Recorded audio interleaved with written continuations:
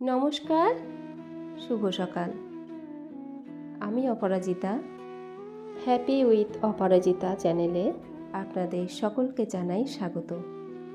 আশা করছি সবাই ভালো আছেন, সুস্থ আছেন। এটি আমার প্রথম ব্লগ ভিডিও। আশা করছি উপভোগ করবেন, সাথেই থাকুন। আমার সকালটা শুরু হয়ে গেছে মেথি জল আর 1 গ্লাস উষ্ণ গরম জল দিয়ে। মেথি জলটা প্রতিদিন খাওয়া হয় না, কিন্তু উষ্ণ গরম জলটা আমি প্রতিদিন খাই সারা বছর, এবং ধীরে ধীরে, কোনো তাড়াহুড়া করি না, আস্তে ধীরে জলটা খাই বসে বসে। এটাই কিন্তু জল খাওয়ার নিয়ম। আপনারা হয়তো অনেকেই জানেন, তবুও যারা জানেন না একটু বলে দিলাম। তো সকালবেলা উঠে আমার একটু ইচ্ছা করে প্রকৃতির কাছাকাছি আসতে, তাই চলে এলাম আমার ছাদ বাগানে। তো ঘুরে ফিরে একটু বাগানটা দেখছিলাম,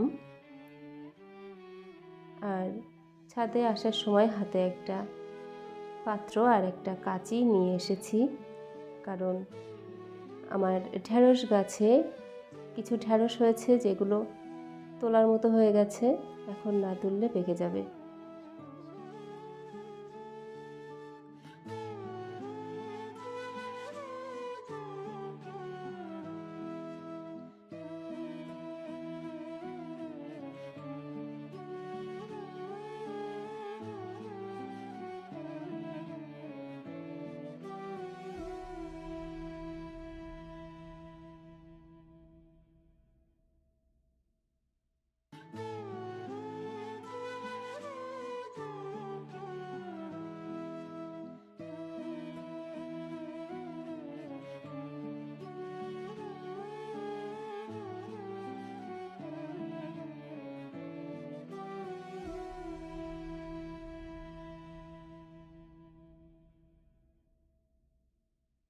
তো আমার ভিডিও আপনাদের কাছে কেমন লাগে আপনারা একটু দয়া করে কমেন্ট করে জানাবেন, কারণ আমি চাই আমার ভুল ত্রুটিগুলো সংশোধন করতে।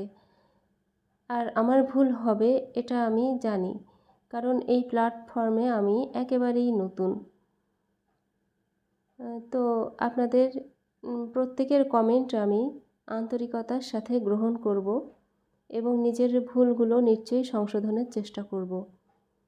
তো এজন্য আপনাদের মূল্যবান কমেন্ট আমার একান্ত প্রয়োজন। তো আশা করছি আপনারা খুব তাড়াতাড়ি আমাকে আপন করে নেবেন আর আমাকে ভালোবাসা ও সাপোর্ট দিয়ে এগিয়ে যেতে অনুপ্রাণিত করবেন।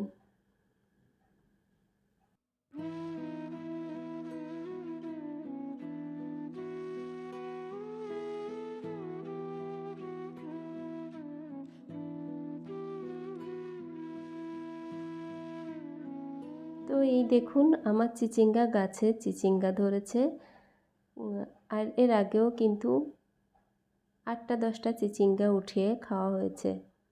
নিজেদের হাতের লাগানো সবজি খাওয়ার চাইতে দেখতেই বেশি ভালো লাগে। এপাশে দেখুন আমার সিম গাছটা কত লতিয়েছে। এটা তো অফ সিজন, তো এই গাছে ফুল আসবে কি না আমি আদৌ জানি না। কয়েকবার করে কাটতে গিয়েও কাটতে পারিনি গাছটা। আসলে গাছ কাটতে খুবই মায়া লাগে, আর সেটা যদি হয় নিজের হাতে লাগানো, তাহলে কষ্টটা দ্বিগুণ হয়ে যায়। তো আমি নিচে চলে এসেছি, সকালের খাবারের ব্যবস্থা করতে হবে। আমি থানকুনি পাতা বেটে নিচ্ছি, গরম ভাতের সাথে খেতে বেশ লাগে। আর থানকুনি পাতার পুষ্টিগুণের কথা আপনারা সকলে অবগত আছেন।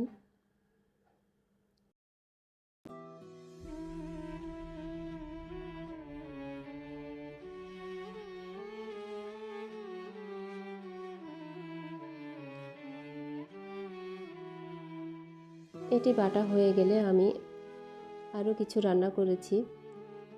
কুমড়োর বড়ি দিয়ে বাঁধাকপি ভেজেছি, ছাদ বাগানের ঢ্যাঁড়স ভেজেছি, গতকালকের ডাল আছে, আর থানকুনি পাতা বাটা তো থাকছেই, সাথে আছে কাঁঠাল। ভিডিওটি লম্বা হয়ে যাচ্ছে। আশা করছি আপনারা আমাকে আপনাদের প্রার্থনায় রাখবেন, আর আপনাদের সকলের সর্বাঙ্গীন মঙ্গল কামনা করে আমি এখানেই বিদায় নিচ্ছি। খুব ভালো থাকবেন, সুস্থ থাকবেন। ধন্যবাদ।